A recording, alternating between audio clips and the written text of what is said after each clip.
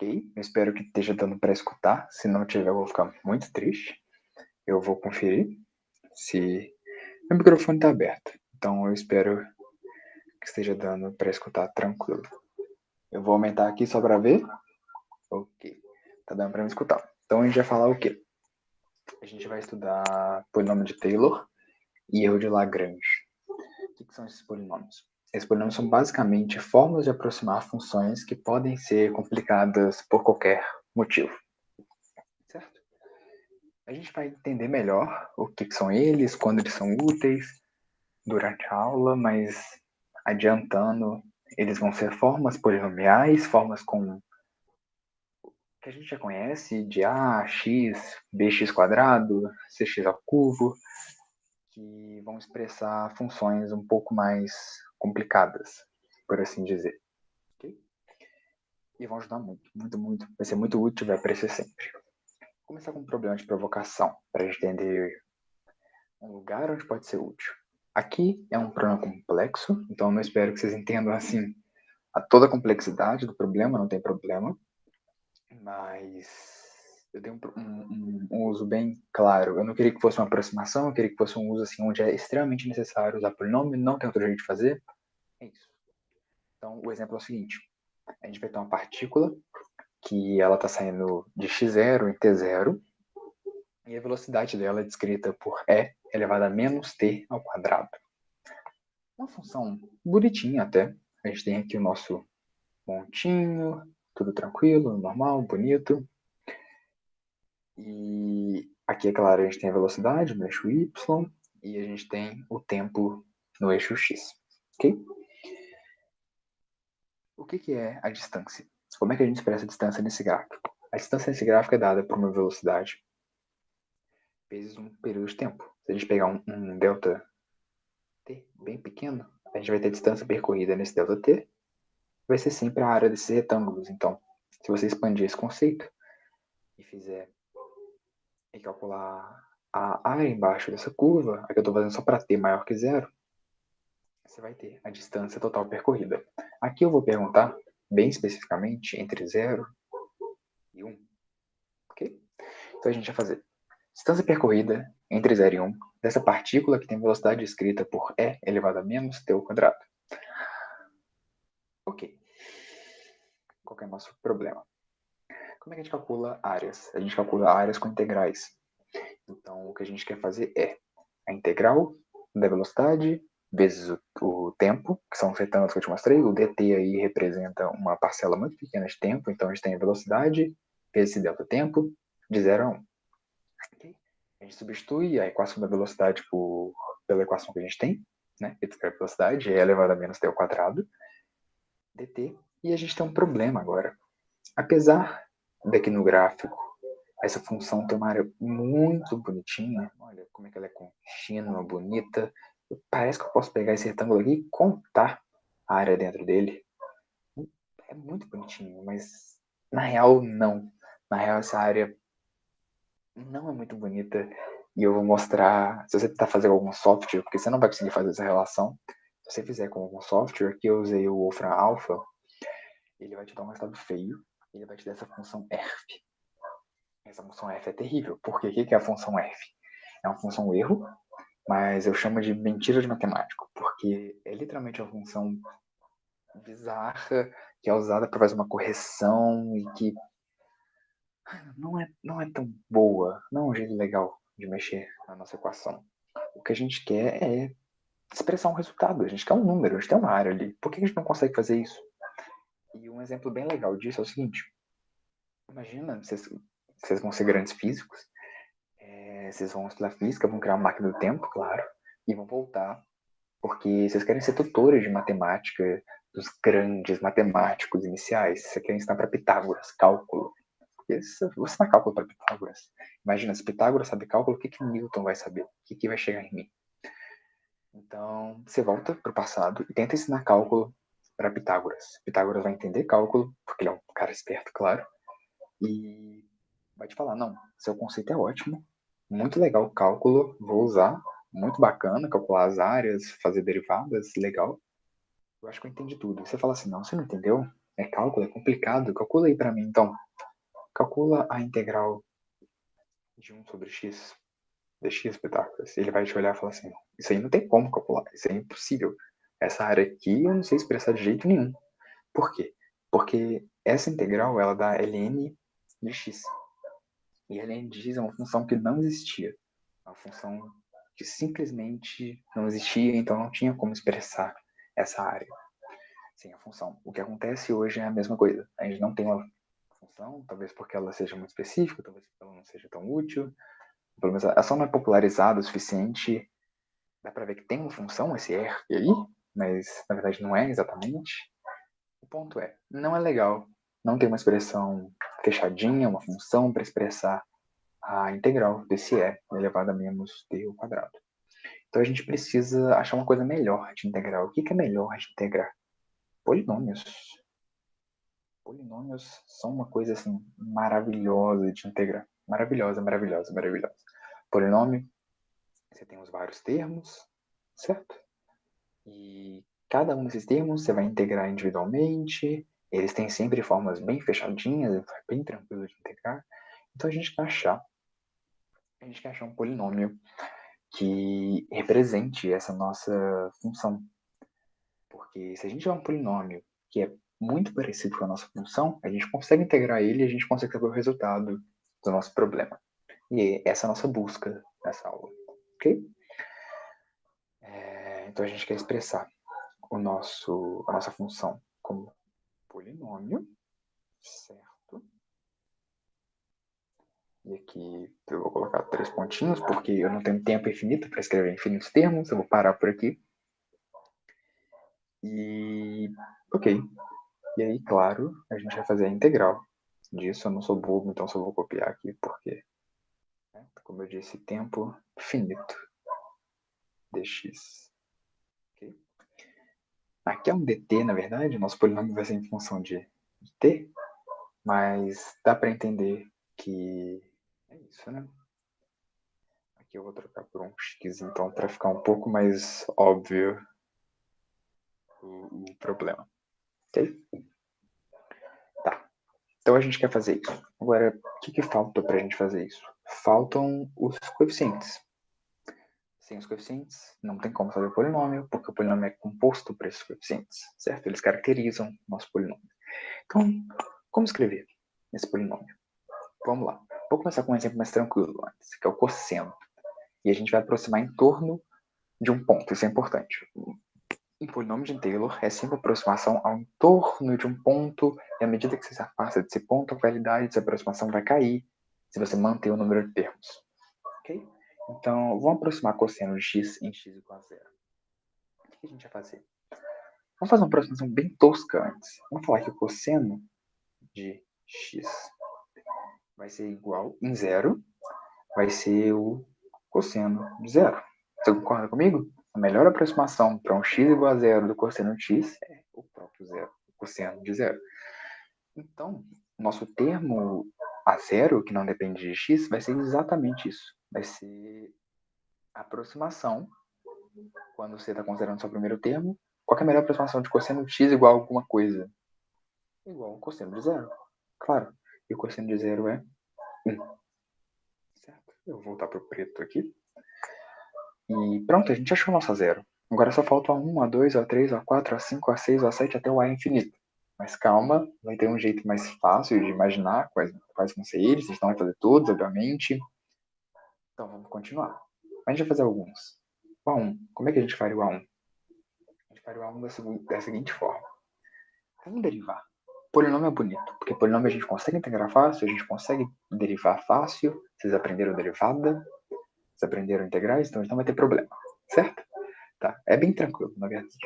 Vamos fazer a derivada do cosseno da esquerda e a derivada do polinômio da direita. Certo? Eu posso dividir essa derivada desse polinômio em várias derivadas menores, derivadas de cada um dos termos. E aí a gente vai ter essa coisa que está na nossa tela. Qual é a derivada do cosseno? A derivada do cosseno é menos o seno, certo? A derivada de uma constante, o A0, aí vai ser zero. A derivada de A1x, o x vai cair expoente, vai sobrar só A1. derivada de A2x vai cair o 2 vezes o A2 vezes o x, e assim por. Eu vou escrever mais um termo, vai cair o 3, A3x ao quadrado, e blá, blá, blá, blá, blá, blá, blá. Ok. O que a gente tem aqui agora? A gente está aproximando em torno de x igual a quanto? X igual a 0.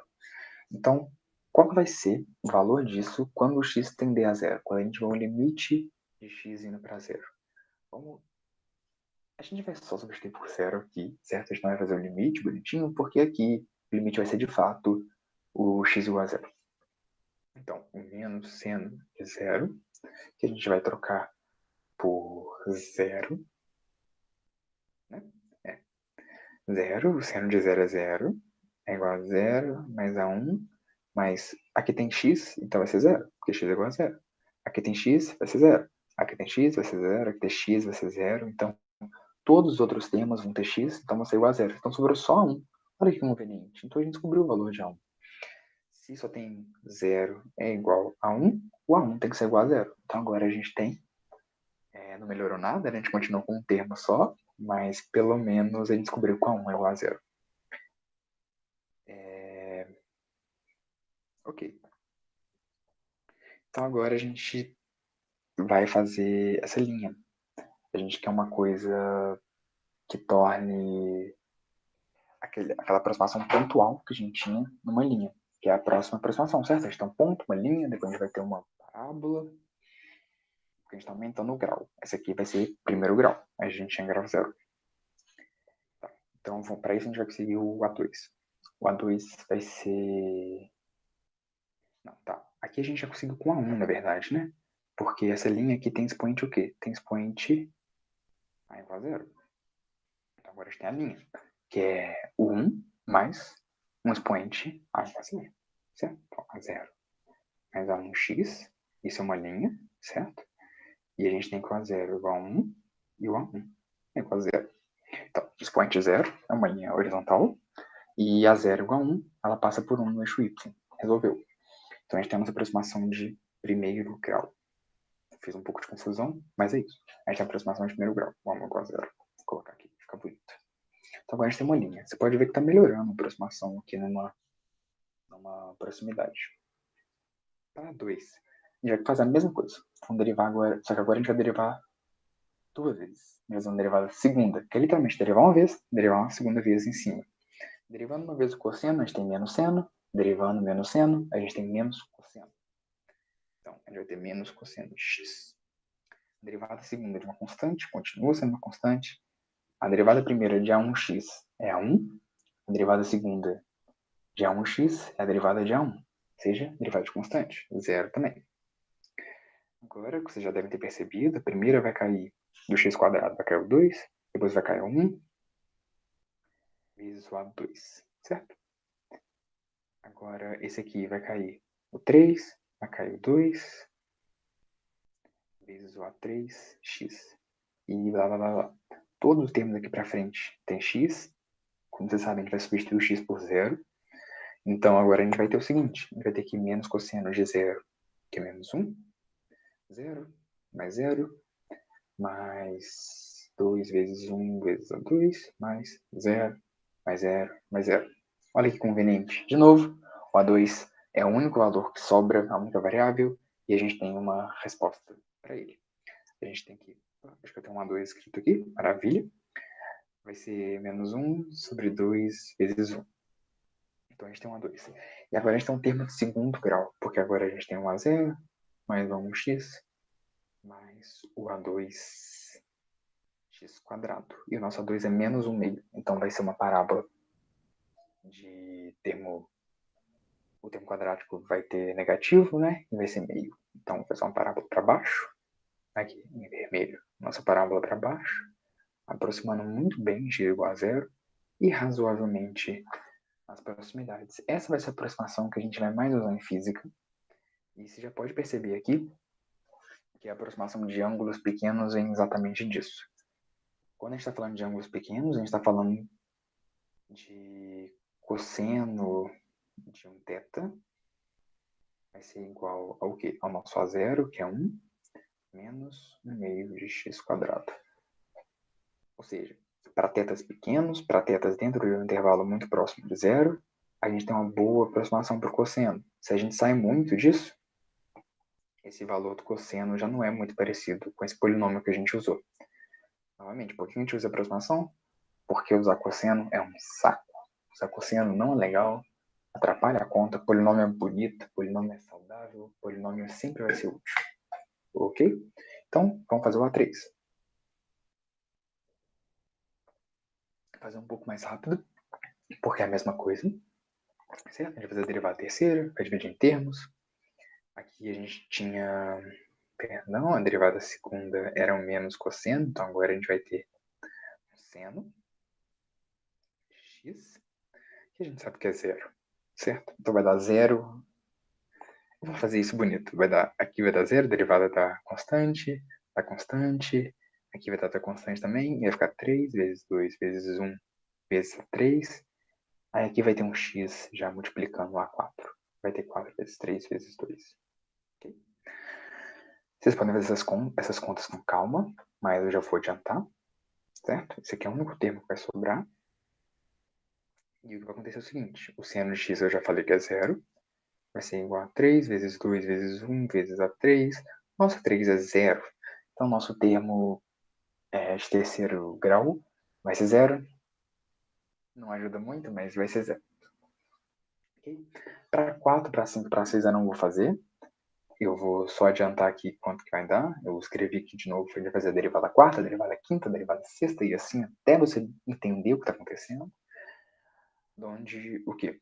O nosso coeficiente 4 vai ser 1 sobre 1 vezes 2 vezes 3 vezes 4. O A5 vai ser 0 sobre 1 vezes 2 vezes 3 vezes 4 vezes 5. E o A6 vai ser menos 1 sobre 1 vezes 2 vezes 3 vezes 4 vezes 5 vezes 6. Tem um padrão surgindo no nosso coeficiente. Eu estou vendo ali embaixo uma coisa crescendo de uma forma constante, uma forma que a gente pode expressar um fatorial, talvez. Começa a surgir alguns padrões. Em cima também tem um loop. Tem um zero aparecendo continuamente a cada 2 termos. Tem um 1 e menos 1 alternando. Então tem alguma coisa acontecendo.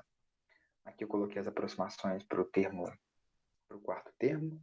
Aqui está a nossa aproximação. Em azul é o cosseno.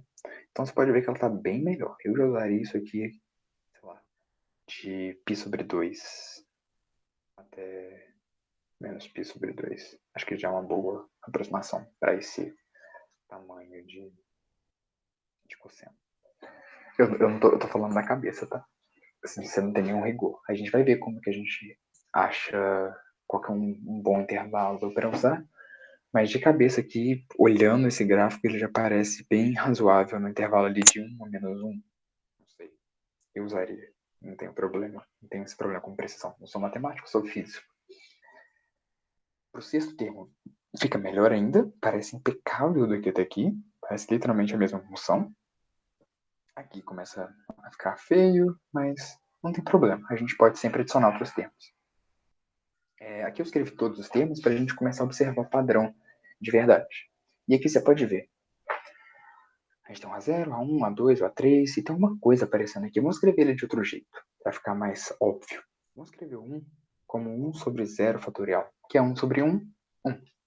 Vamos escrever o A1 como 0 sobre 1 fatorial. Vamos escrever o A2 como menos 1 sobre 2 fatorial. Vamos escrever o A3 como 0 sobre 3 fatorial. Vamos escrever o A4 como 1 sobre 4 fatorial. 0 sobre 5 fatorial. Menos 1 sobre 6 fatorial. Tá. Primeiro, dá para ver que o denominador ele vai ser sempre o número do índice, né, desse termo, fatorial. E a parte de cima vai ser um ciclo de 1, 0, menos 1, 0, 1, 0, menos 1, e assim por diante. Ok. Então, é exatamente isso que a gente vai usar. Esse padrão realmente repete. E é assim que a gente monta o nosso polinômio. De forma intuitiva, tá? Não é de forma muito formal, mas de forma intuitiva. Eu não quero trazer muita formalidade, porque eu não acho que é o ponto. Você pode ler um livro de matemática sempre, mas o legal é pegar a intuição, é montar esse polinômio, ver como é que as derivadas elas descrevem o comportamento da função em torno de um ponto. Você pega a primeira derivada, né, como a função varia em torno do ponto, Você pega a segunda derivada, né? Como a variação varia daquele ponto. A terceira derivada, a variação da variação. Então, olha que interessante. Com um ponto da sua função, você consegue descrever o comportamento dela, não na função toda, a gente vai ver que tem um limite para algumas funções. No cosseno, eu acho que a função toda, eu tenho quase certeza. Então, com um ponto e as derivadas naquele ponto, você consegue descrever toda a função. Você consegue escrever uma aproximação para qualquer ponto, se você tiver termos arbitrários, uma quantidade de termos arbitrária. Isso é muito interessante. Escrever o comportamento de uma função a partir de um ponto. Você me dá um ponto, as derivadas dele, eu vou saber como a função se comporta em todo o resto do plano real. E eu acho isso muito interessante. Certo? E é isso que a gente fez, a gente usou as derivadas para tentar descrever esse comportamento a partir do zero. E montando aqui, eu escrevi o polinômio, né? 1 sobre 0 fatorial, menos 0, não é muito bonito, mas é menos 0 x sobre 1 fatorial, e aí nosso polinômiozinho com os termos que a gente já escreveu. Os termos de zero vão embora, claro, sobra os termos pares. O cosseno ele é composto pelos termos de x elevado a potências pares. Então, na verdade, como que a gente pode representar isso como uma somatória? Porque é feio ter escrito todos os termos. Vamos tentar escrever isso como uma somatória? Vamos escrever isso como uma somatória de quê? Repare que embaixo ele cresce de 2 em 2. E é sempre um fatorial. Então a gente vai ter alguma coisa fatorial. O que fatorial? Vamos dizer que é 2n. Porque ele cresce de 2 em 2. Então tem que começar em n igual a 0. Porque o primeiro termo é 0. E a gente vai ter infinito. Por que não? Vou matar infinito. Já que a gente está fazendo uma somatória, a gente não vai ter que escrever tudo. E em cima a gente tem o quê? A gente tem um sinal alternando. 1 menos 1, 1 menos 1. Vai começar em menos 1. Então a gente vai ter menos 1. Quando ele for elevado a 0, ele vai ser 1. Quando ele for elevado a 1, ele vai ser menos 1. Quando ele for elevado a 2, ele vai ser 1. E assim por diante. Então, a gente tem que levar a n. E a gente também tem um x, que ele é elevado a 2n. Certo? Ele é junto com o fatorial. Então, pronto. A gente montou o polinômio do nosso cosseno. É isso. Pode usar esse polinômio. Tranquilo. Tentando generalizar mais para outras funções e tudo mais. O que a gente viu, a primeira coisa que a gente tem que notar é como os coeficientes foram construídos. Eles são sempre a derivada, depende do índice, né? O índice 1 vai ser a primeira derivada da função naquele ponto que a gente escolheu sobre o índice fatorial. O segundo termo vai ser a segunda derivada da função naquele ponto sobre o índice fatorial. E assim por diante. Você pode depois olhar o documento, a nota de aula e perceber com mais calma como que isso vai sempre ser verdade. A gente usou em zero, a gente fez uma aproximação em zero, que facilita um pouco as coisas. Mas assim, não dificulta muito escolher outro ponto, você podia fazer uma aproximação em volta de 1. E um truquezinho para mostrar que vai ser equivalente é fazer essa mudança de referência aqui. Em vez de você escrever x, você vai fazer um x menos a. Vamos mostrar isso no desenho para ficar mais fácil. Imagina que você está fazendo uma aproximação em volta de a, e aí você tem um x, certo? Se você quer que isso se comporte como zero, você tem que levar toda essa função para trás. Então, o que você vai fazer é o seguinte. Você vai subtrair de x o a. Por quê? Porque aí o a você vai subtrair de todos os pontos, na verdade, de a. Porque o a vai para o zero, o x vai para o x menos a, e assim por diante. Então, a gente vai ter o a se comportando como zero. Então, basicamente, onde a gente usou x, que a gente usou o zero, a gente estava usando x menos zero. A nossa mudança de referência com zero, que não mudou nada, então ficou x. Agora a gente vai usar um a genérico, então vai ser um x menos um a. Certo? Que é basicamente o que a gente fez, só que agora com mudança de referencial para poder usar qualquer um dos pontos. Uma segunda nota... não fiz uma segunda nota, a gente foi direto para o ponto. Tá. Então, quando a gente quiser aproximar, o nosso polinômio vai ser o seguinte. Vai ser o valor da função no ponto que a gente está usando como referência, mais a derivada da função daquele ponto, ou seja, a variação da função, a primeira informação que a gente tem, como é que essa função varia? Dividido por 1 fatorial vezes a nossa referência, x menos a. Certo? Que a gente fez a mudança de referencial elevado a 1. E aí o segundo termo vai ser a segunda derivada, a gente vai ver como a variação da variação, quando vai ficando mais fino. Agora é a variação da variação, então a gente vai ficar sempre pegar elementos mais sofisticados daquela função. A segunda derivada, a terceira, a quarta, a quinta são informações muito mais precisas cada vez. Então a gente vai refinando a nossa aproximação. E fica desse jeito, certo? Acho que dá para ver um padrão bem claro. E a gente pode montar assim: o valor, naquele ponto, mais uma somatória das derivadas vezes x menos a elevado a n sobre n fatorial. Isso vale sempre com os devidos ajustes. Okay? Um outro exemplo, para ficar mais fácil. A gente vai fazer o ln de x em a igual a 2. Mas a gente não vai fazer aquele processo inteiro de novo. Você pode fazer, claro. Eu facilitei aqui, eu fiz uma tabelinha. A gente vai usar essa coisa aqui. Uma diferença sutil aqui é que aqui eu comecei em n igual a 1 e aqui eu comecei em n igual a 0. O que muda? Eu tirei o valor que era de n igual a 0 para fora. Quando n for igual a 0, você pode reparar que isso aqui vai ser igual a 1, certo? Então vai desaparecer. O n fatorial vai ser igual a 1 também. Vai sobrar a derivada zero, que é basicamente o valor da função. Então o valor saiu para fora. Isso varia de livro-texto para livro-texto, então eu escrevi os dois. Tentei não mudar muito, mas eu mudei às vezes, para dar uma aventura, uma coisa emocionante. Ok, então vamos fazer o do ln. Eu botei aqui as coisas que a gente precisa, certo? Então, para a gente montar isso, qual que vai ser para n igual a 0?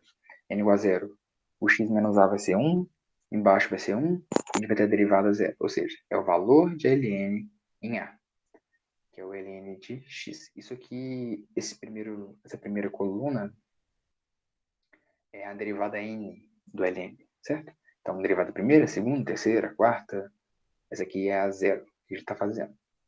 Então, a gente vai colocar o ln de 2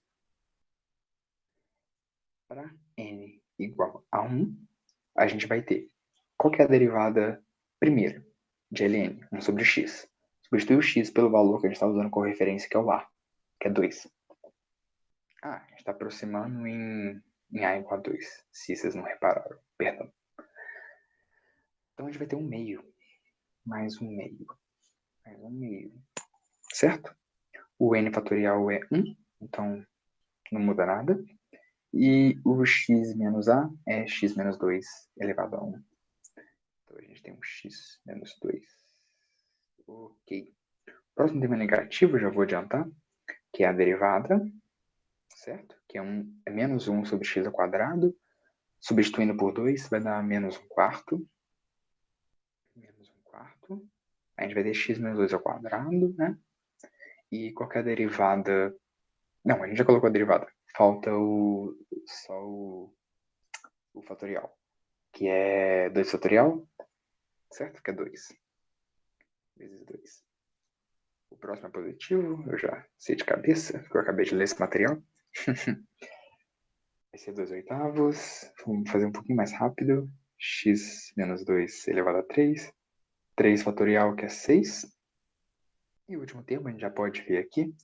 Vocês já ficaram craques, né? Vai ser 6 sobre 16, que é a derivada, com a substituição do a igual a 2. Certo? A gente está aqui agora. O fatorial vai ser 24. Em cima vai ficar um x menos 2 elevado a 4. E aí, assim por diante. Mas vamos escrever isso de um jeito mais bonito. Vamos escrever tf de x vai ser igual a ln de 2. A gente vai deixar para fora mesmo. Mais uma somatória. Vou fazer uma somatória feia aqui, para fazer fora da linha. Tá. Como é que a gente vai fazer a somatória?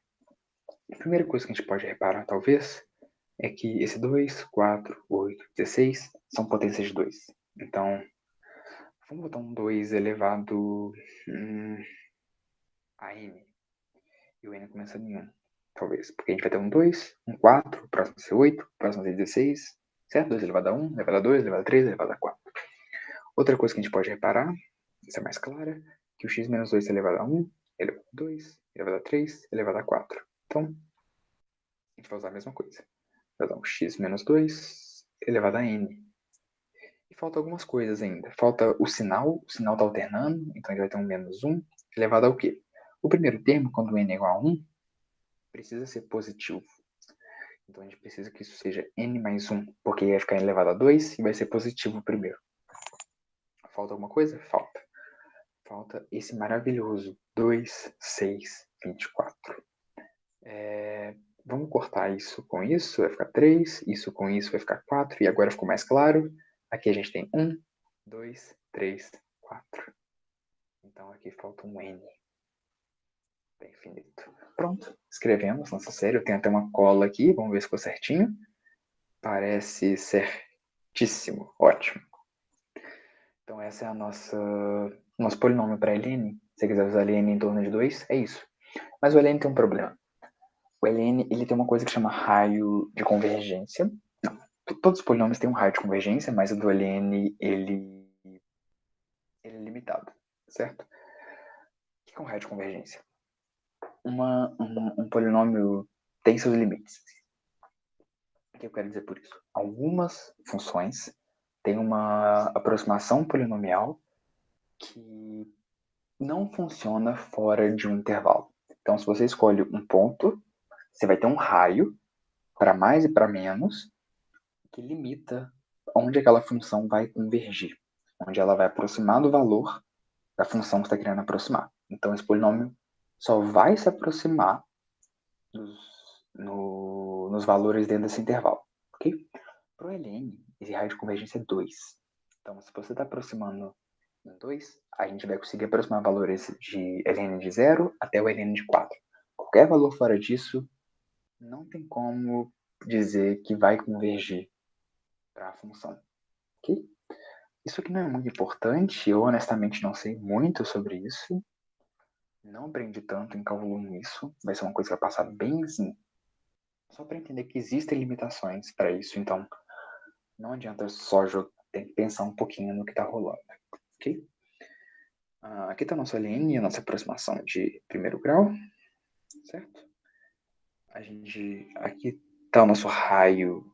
O raio de convergência é literalmente x menos a, porque é o valor máximo menos a referência. Certo? Aqui esse gráficozinho só quer dizer... Eu vou usar ele aqui, na verdade. Tá. Como que a gente vai falar que existe como a gente define o raio de convergência, ok? Assim, mais girando. Se existir esse limite de n infinito de um coeficiente sobre o coeficiente anterior, certo? Quando o n está lá no infinito, ou seja, para um... Já cansou de escrever termo, literalmente infinito, né? Você não vai cansar, porque você não vai chegar lá. Mas quando você tem muitos, muitos, muitos termos, se essa razão existir, porque pode ser, sei lá, tem como essa razão não existir. Tem algumas condições de inexistência dessa razão. Mas se ela existir, a gente vai chamá-la de L, certo?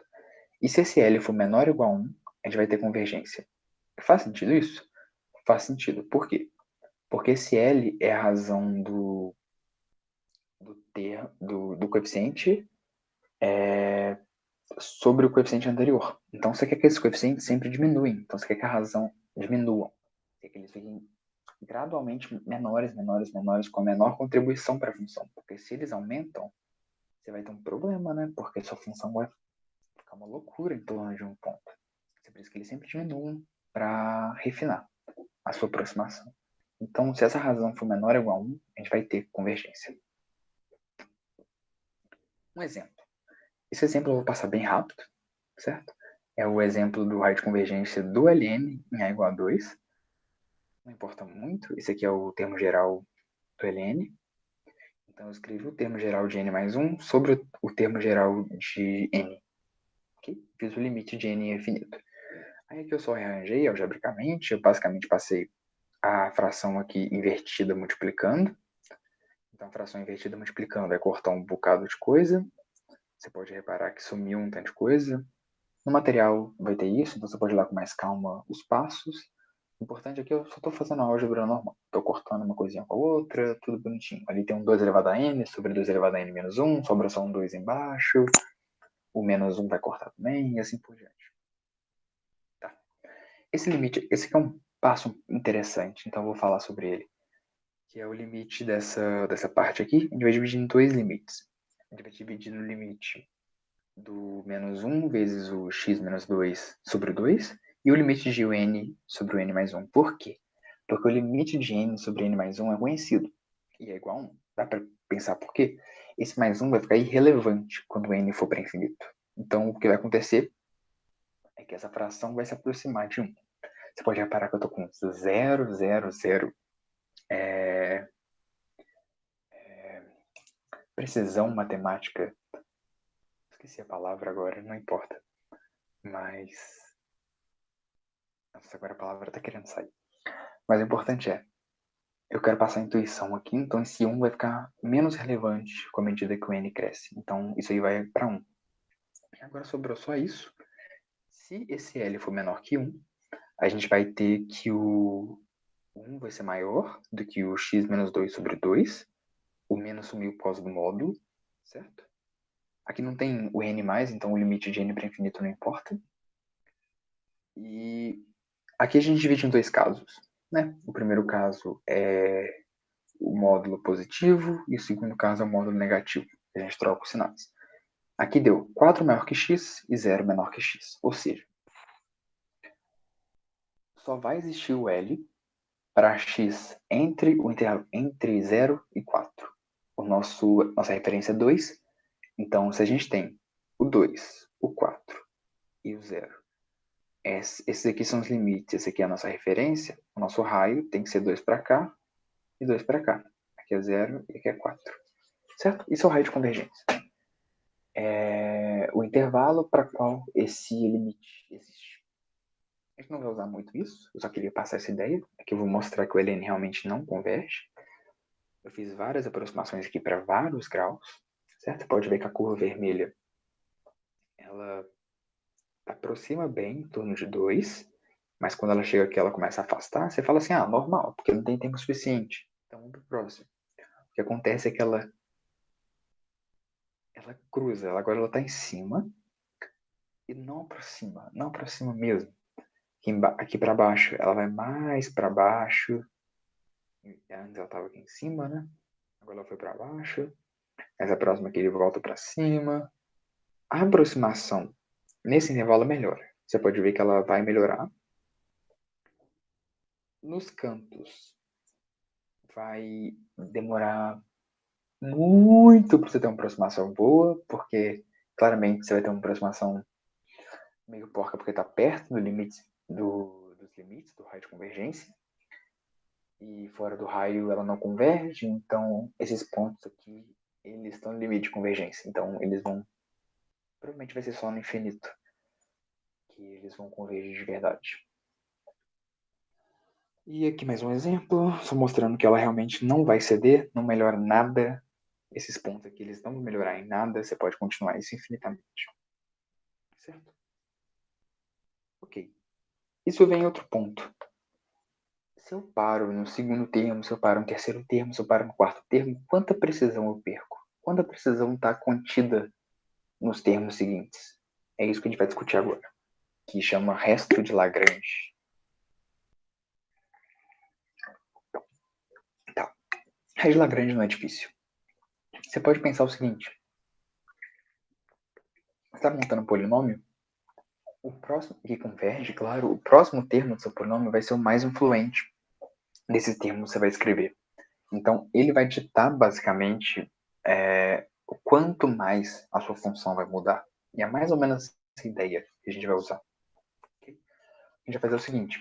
O resto de Lagrange, ele vai ser esse termo genérico, que é a derivada n. Esse aqui é para um polinômio de n menos 1. Imagina que escreveu n menos 1 termos. O seu resto vai ser o enésimo termo. Então, vai ser a derivada n dele vezes o x menos o a, que é a nossa mudança de referencial, elevado a n sobre n fatorial. Você pode ver que eu escrevi um S. Eu não calculei a derivada em A. O que é o S? O S é um valor genérico, não tão genérico, porque ele é limitado, ele é limitado onde? Ele é limitado entre o seu x e o seu a. Ou seja, o seu a é o seu ponto de referência, o seu x é onde você está aproximando o seu polinômio, o seu s ele está limitado nesse intervalinho bonito aqui. Okay? Se não é óbvio agora, vai ficar depois, que a gente vai fazer um exemplo, por isso estamos mais calmo aqui. Vamos respirar. Agora a gente viu o tema inteiro de polinômio e agora é só completar o nosso exemplo. Então, para a gente soltar um pouco, vamos ver aqui um meme maravilhoso, que eu gosto pra caramba, que é o nosso polinômio. Eu achei no Twitter, se você pesquisar polinômio de Taylor, provavelmente você vai achar a mesma imagem. Aqui ele faz uma aproximação para uma função qualquer, em torno de zero. E o que ele fala é o seguinte: isso aqui é a aproximação de Taylor, o primeiro e o segundo termo. Esse resto são mentiras inventadas por matemáticos para se sentir superior aos físicos. E é pura verdade, porque quem precisa de tanta precisão assim? Pelo amor de Deus, só fala ângulos pequenos, é só falar para variações pequenas. Não precisa dessa bagunça de aproximação de terceiro, quarto grau. Isso é coisa de matemático, certo?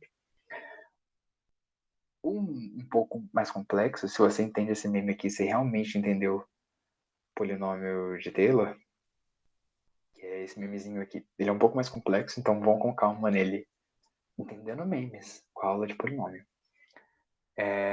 Ele faz uma aproximação de novo para f de x, e agora ele fala o seguinte: a gente vai mudar nossa referência pro f de 0 ser 0. Então ele vai colocar, ele vai escolher a referência dele, vai escolher a referência para esse termo, para a função, para o valor da função naquele ponto ser 0. Ou seja, ele vai subir ou abaixar a função para fazer com que o valor seja 0 naquele ponto. É justo? É justo? Eu não uso isso, mas é justo. É justíssimo. Então, esse termo ele não usa.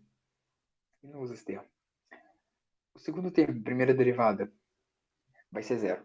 Ele fala que vai ser 0 porque ele sempre expande, ele sempre usa como referência um valor de mínimo, ou seja, um valor de pico ou de vale, onde a derivada é igual a 0.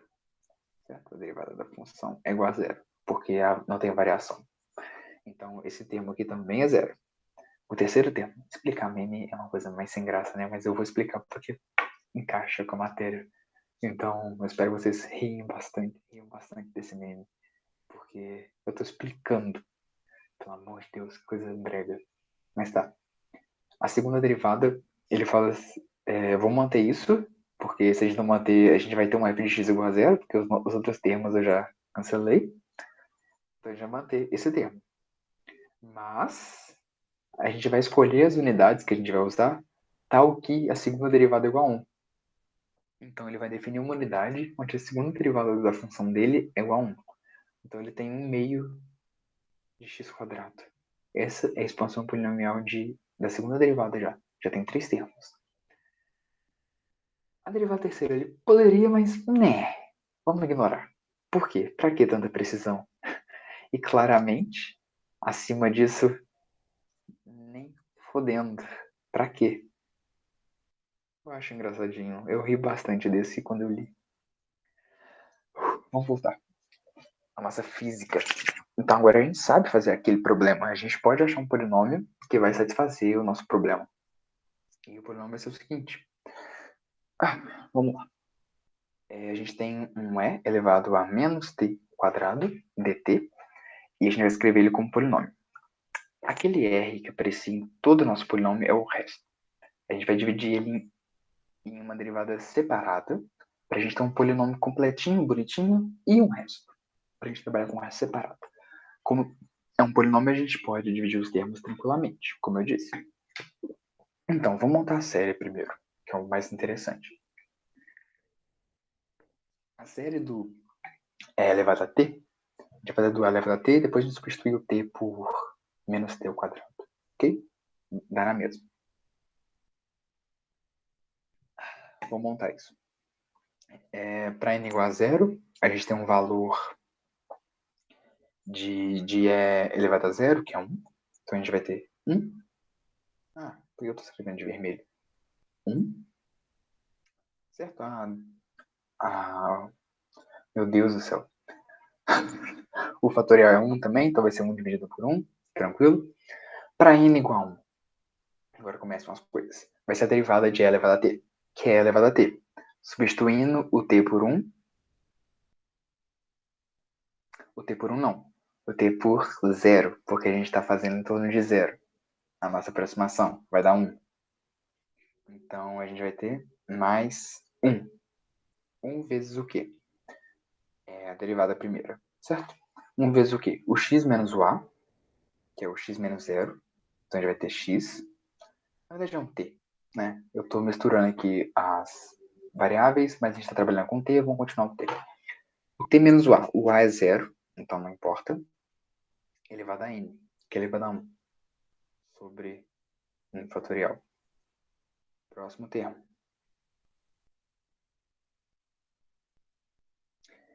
Para n igual a 2, a gente vai ter a segunda derivada, continua sendo a mesma, todas as derivadas vão ser iguais, porque essa é a propriedade do E. As derivadas do E são sempre o E, certo?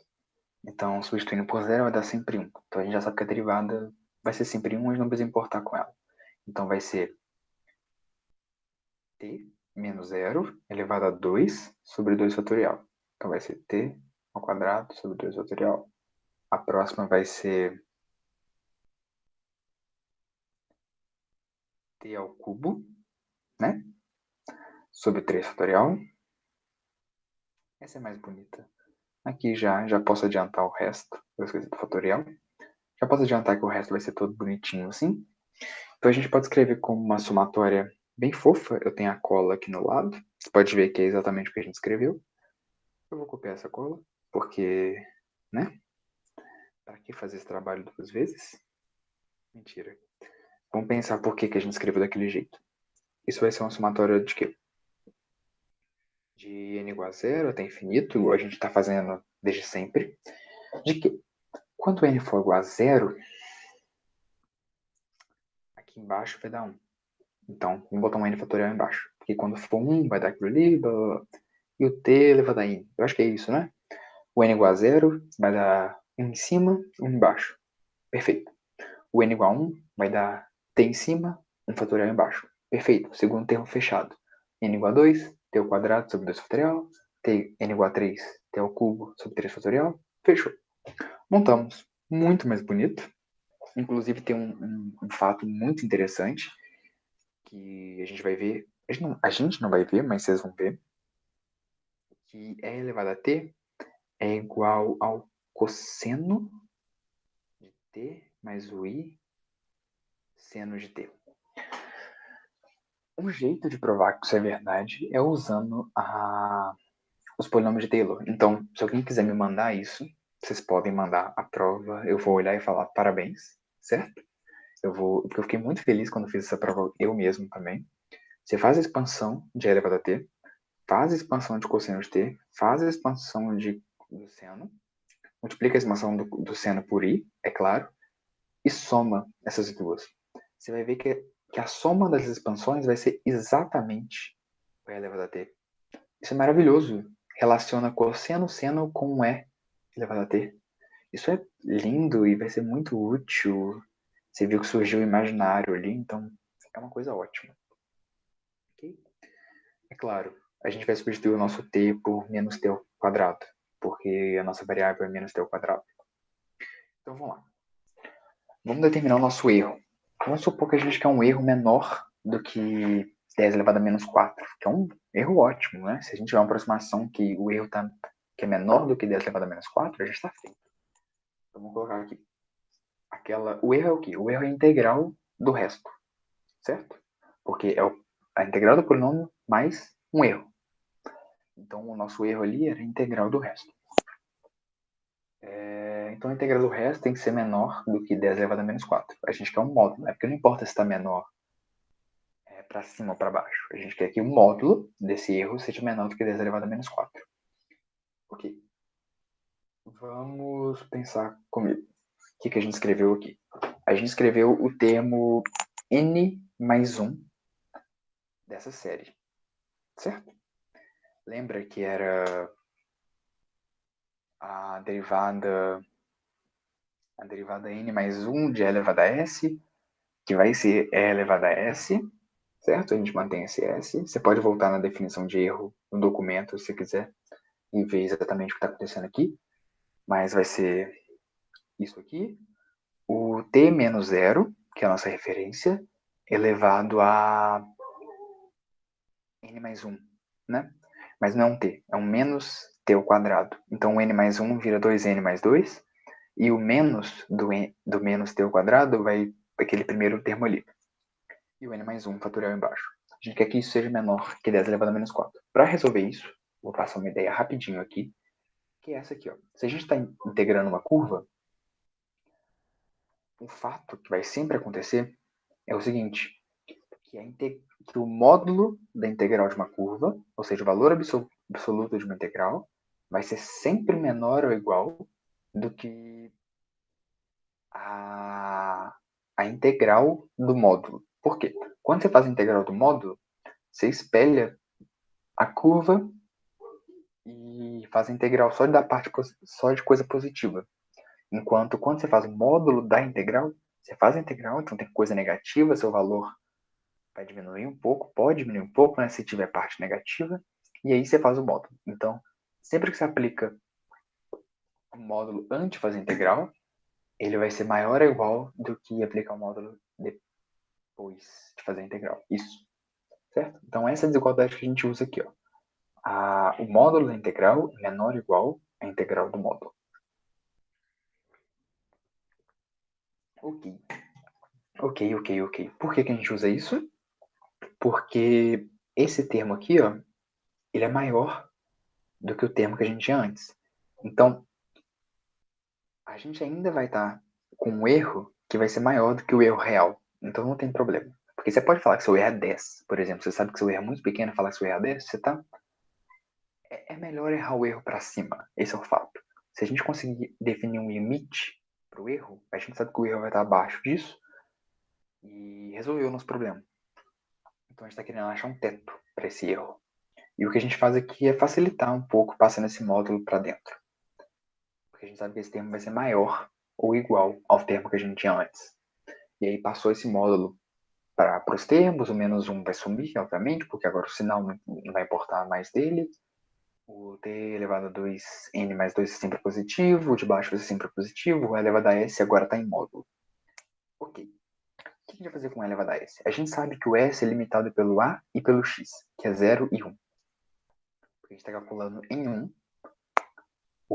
gente está calculando em 0 e em 1, e a nossa referência é 0. Certo? Então, o e elevado a s, como ele vai ser um e elevado a um s que pode variar de 0 a 1, ele vai ser sempre maior ou igual a 0 e maior ou igual a 0 não, só maior que 0 e menor do que e, porque e elevado a 1 é e. E como esse s é menor do que 1, esse e elevado a s tem que ser menor do que e. Faz sentido, né? E o e é menor que 3. Concorda? Concorda. Que o e é 2.7, blá, blá, blá, blá, blá. Então vamos usar o 3, por que não? A gente está baixando um limite superior para o nosso erro. Se a gente usar o e elevado a s igual a 3, menor que 3, vou botar o 3 aqui, e pronto, o módulo não precisa mais. Aqui a gente consegue resolver. Fez a integral disso aqui, eu não vou fazer, mas é bem tranquilo, é só integrar o t aqui, certo? A gente vai chegar nisso. Se você resolve essa equação, vocês aprenderam a resolver a equação, graças, é uma maravilha, vai ser útil, e a gente descobre que a gente precisa usar até o n igual a 6 para conseguir uma precisão de 10 elevado a menos 4. Pronto. Se a gente usar até o n igual a 6, a gente vai ter uma aproximação polinomial em que o erro é menor do que 10 elevado a menos 4. Maravilhoso. Então, vamos fazer isso. Vamos achar a nossa solução. Vamos lá, vamos escrever esse polinômio até o n igual a 6. Para ajudar, eu coloquei aqui a montagem, como que a gente vai fazer. Vamos lá, para n igual a 0. O que vai acontecer quando o n for igual a 0? Vai ficar, quando o n for igual a 0, vai ficar 1. Aqui vai ficar 1.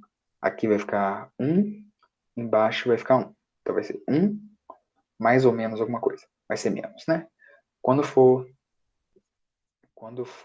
1, aqui vai ficar 1, vai ficar menos 1, então coloquei o menos. Vai ficar t ao quadrado sobre 1. É isso? Eu acho que é isso, né? Eu acho que é isso. Eu vou olhar minha cola para ter certeza. Ok. Eu acho que eu fiz...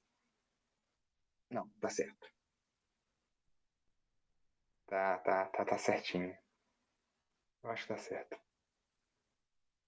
Meu Deus, agora eu tô na dúvida. É isso que a gente escreveu aqui em cima?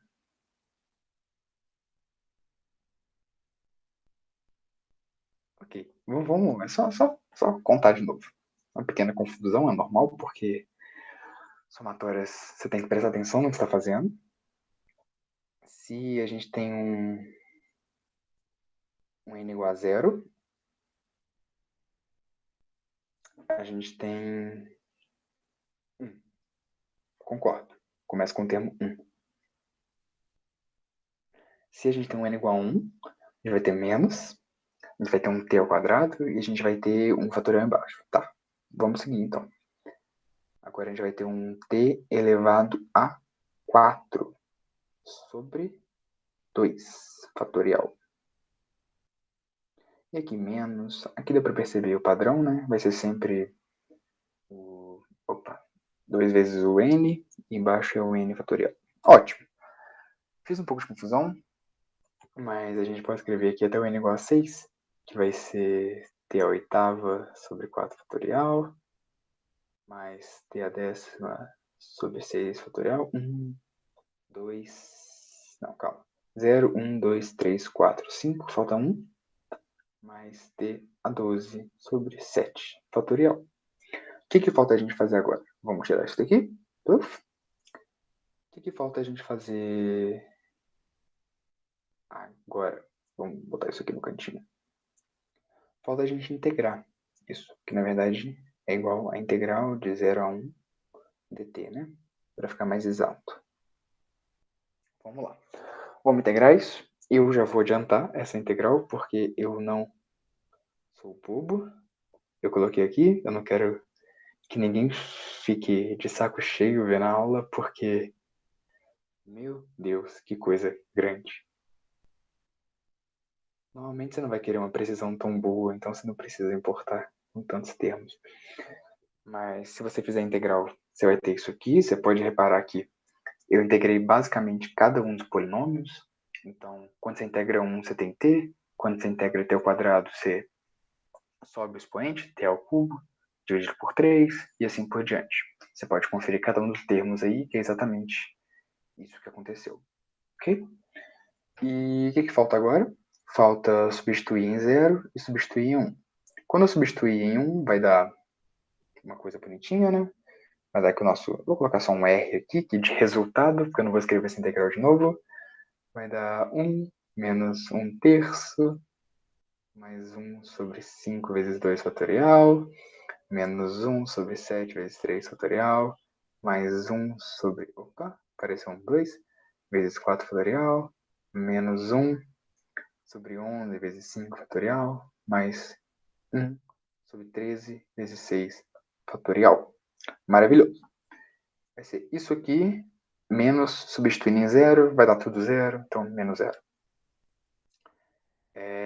Eu tenho isso feito novamente, porque eu não queria encher o saco fazendo a conta aqui na frente de vocês.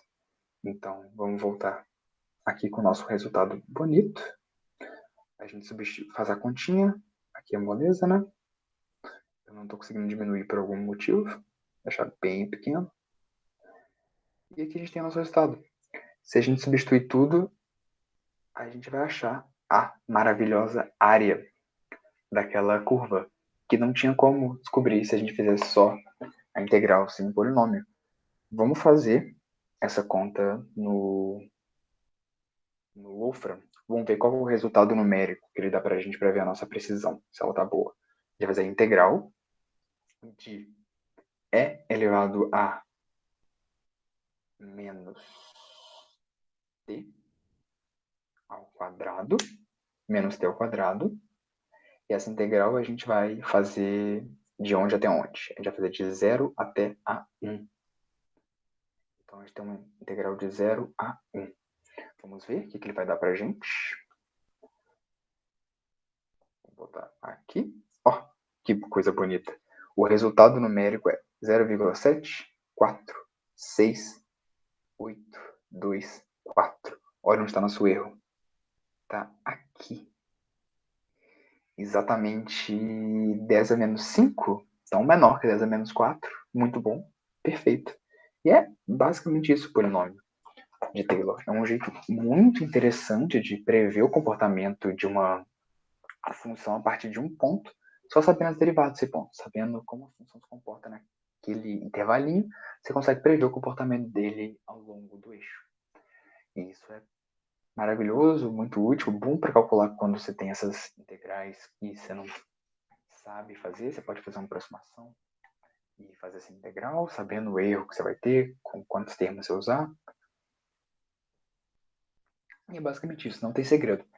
O raio de convergência é importante saber que existe, é importante pensar quando você vai fazer uma aproximação, para você não aproximar em pontos onde não tem convergência, mas não é extremamente necessário ficar com isso na cabeça o tempo inteiro. Ele vai aparecer muito pouco para algumas funções. Mas é isso. Obrigado. Eu acho que era isso que eu tinha para falar. A gente fez uma aproximação muito boa. Então, parabéns. Se você chegou até aqui, foi que 1 hora. É isso. Boa noite, tarde ou manhã.